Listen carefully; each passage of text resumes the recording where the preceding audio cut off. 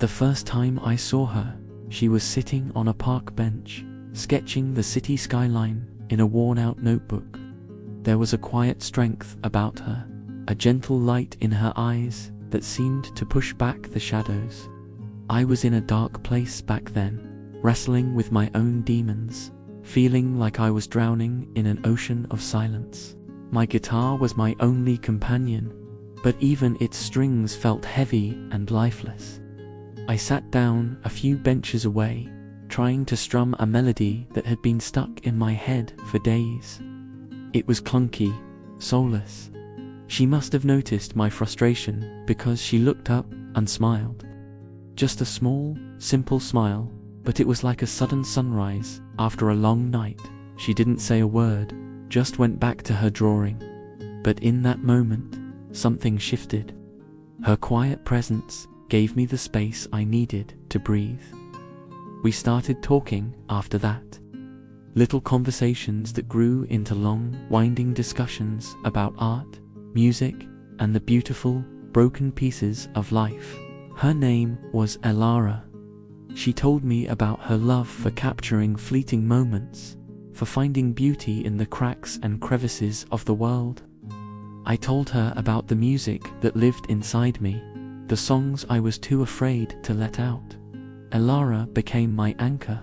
On days when the darkness threatened to pull me under, she'd listen. She wouldn't offer easy platitudes or empty reassurances. She would just sit with me, sometimes in silence, her presence a steady, comforting weight. She taught me that it was okay not to be okay, that there was strength in vulnerability. She saw the music in me when I couldn't even hear it myself. Inspired by her, I started writing again, not just random chords, but a real song. It was a song about her. It was about the light she brought into my life, about the way she pieced together my shattered confidence with her quiet grace. Every lyric was a memory, every note a thank you.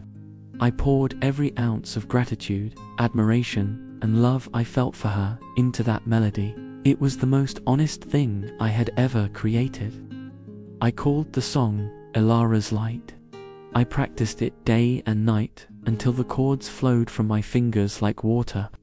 I wanted it to be perfect. I booked a small slot at a local open mic night, the same one she had always encouraged me to play at. I finally had the courage. I wanted her to be the first to hear it, to see what she had helped me build. I texted her the night before, "Big night tomorrow. I have a surprise for you. Please come."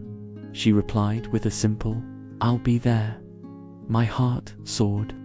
I couldn't wait to see her face when she heard the song she inspired. The next evening, the venue was buzzing. I scanned the crowd, my heart pounding with a mix of excitement and nerves. My eyes searched for her familiar, gentle smile, but she wasn't there. Maybe she's just running late, I told myself. I kept checking the door as other performers went on stage. Still no Elara. My turn came. The host called my name. I walked onto the small stage, the spotlight blinding me for a second. The room fell quiet. I took a deep breath, my hands trembling slightly as I held my guitar. "This song is for someone very special," I said, my voice shaky. "Someone who showed me the light when all I could see was darkness." I played.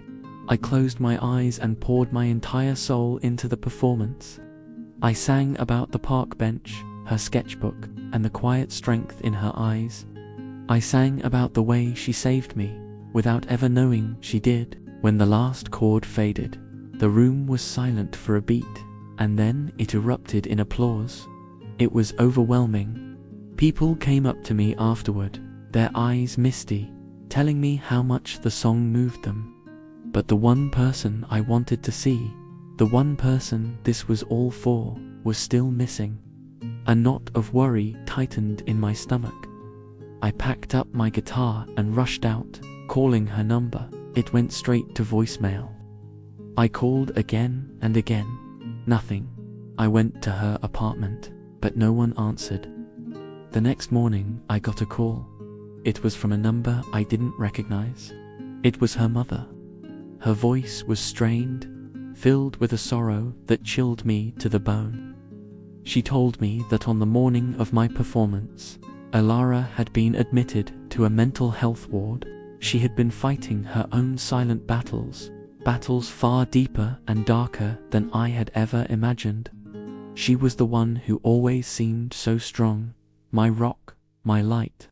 And all along, she was struggling in her own darkness, a darkness she had hidden from the world, from me.